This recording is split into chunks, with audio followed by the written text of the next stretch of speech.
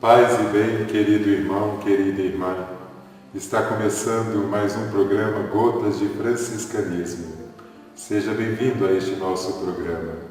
Hoje nós iremos trabalhar um pouco sobre o chamado ao seguimento de Jesus Cristo, pobre, humilde e crucificado.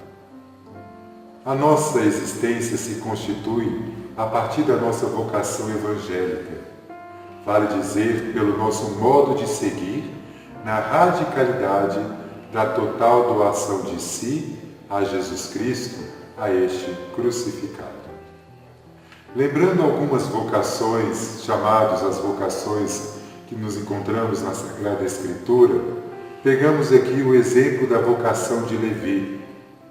É uma vocação exemplar para entendermos o chamado ao seguimento de Cristo. Há um chamado, uma provocação, uma convocação. Segue. De modo imediato, direto, puro e simples. O vocacionado então atende a este chamado, levanta e segue. O chamado para o seguimento é um encontro, é um contato imediato, experiência da pessoa para a pessoa, de um tu para um outro tu. Experiência de corpo a corpo. Desaparecem neste momento todas as mediações, pois é um chamado que há um diálogo, onde um chama e o outro responde. Chamado e obediência da fé se constitui uma única ação. Ao chamado, segue imediatamente a obediência da fé. Fé e obediência permanecem inseparáveis. Quem crê, obedece. Quem obedece, crê. Quem chama, faz com autoridade, não como um mero rabi, que ele chama, mas como Cristo, o Filho de Deus. Com efeito, somente Deus poderia de tal autoridade para fazer um tal chamado, que exige do ser humano uma resposta total, uma resposta absoluta. O chamado é a sua livre iniciativa, uma escolha soberana, mas gratuita, sem porquê e nem para quê.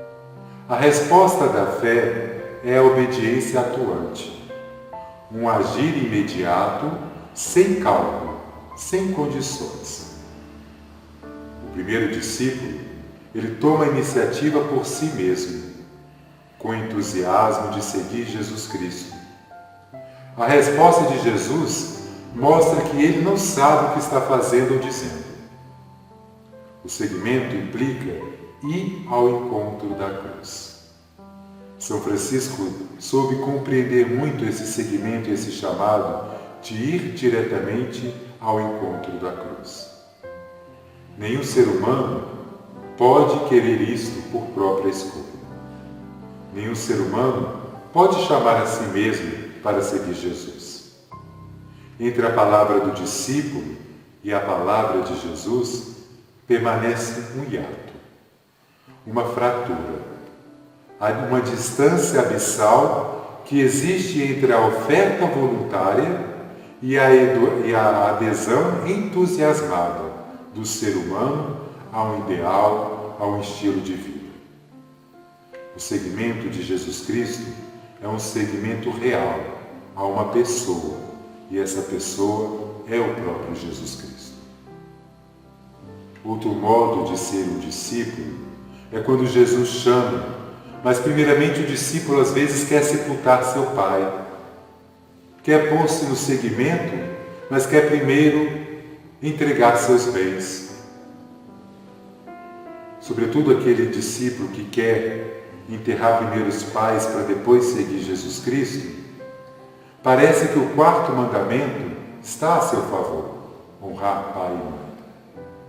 Mas o discípulo que coloca a lei entre ele e Cristo, dificilmente vai entender o que é ser discípulo e o que é o seguimento de Jesus Cristo.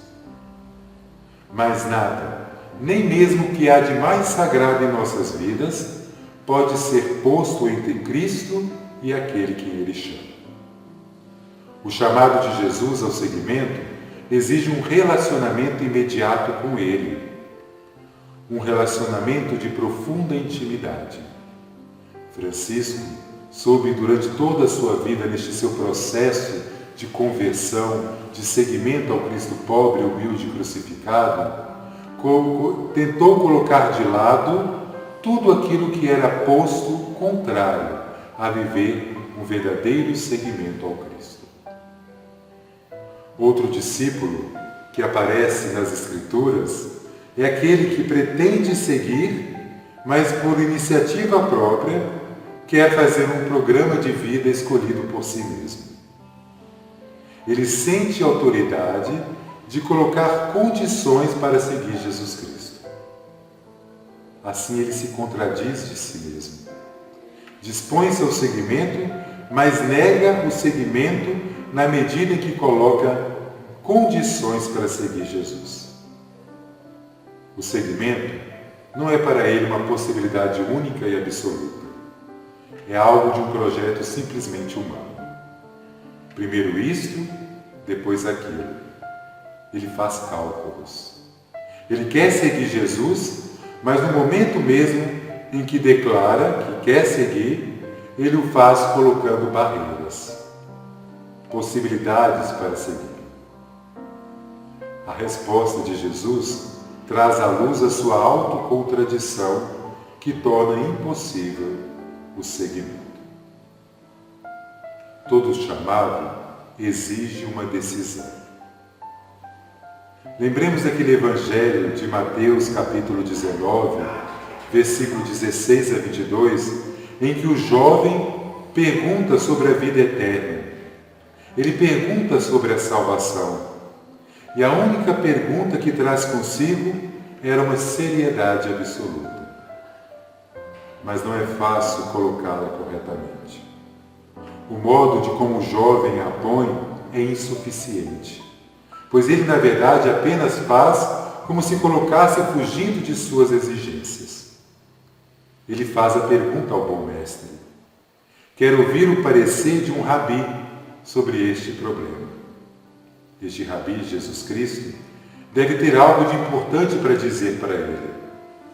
No entanto, o jovem não espera uma resposta que exige dele algo de absoluto. Por isso a resposta de Jesus já o alerta. Por que me chamas de bom? Ninguém é bom a não ser o Deus. Jesus desloca a atenção do jovem, do bom mestre, para Deus que é Pai, para Deus que chama, para Deus que convoca. Jesus coloca diante de Deus e dos seus mandamentos, que vincula o ser humano e exige dele uma responsabilidade absoluta pela existência de uma obediência filial. O jovem conhece os mandamentos. O jovem exerce bem os mandamentos, mas não se contenta com eles. Acha-os insuficiente diante de uma decisão de vida. Ademais, os mandamentos para ele se tornam às vezes ambíguos, não tão claros.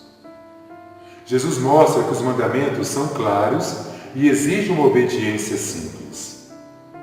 O jovem não quer se submeter aos mandamentos na obediência da fé.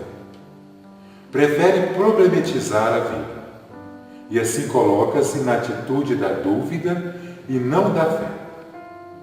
A dúvida atrai a infidelidade. Tal infidelidade permanece como atitude de fundo, mesmo sob a máscara de uma aparência de observar os mandamentos. Nem a observância aparente, nem sua fuga dissimulada não são sérios o bastante para o encontro com Jesus. Ele permanece obstinado. Jesus, no entanto, o ama com misericórdia e oferece-lhe, mais uma vez, desvincular daquilo que o prende para tecer nele um novo chamado. Se queres ser perfeito, vai e vende tudo o que tens e dá aos pobres, e terás um tesouro no céu. Depois vem e segue. Agora é Jesus que dá o comando do seguimento. O cumprimento dos mandamentos alcançam a sua perfeição no seguimento de Jesus Cristo. A comunhão com Cristo no seu seguimento realiza a finalidade do mandamento. Agora é Cristo que está à frente dele e o chama. Não tem mais escapatória. Jesus, então, agora exige dele uma resposta, exige dele uma decisão. Tal decisão vai ser para esse jovem um salto de fé.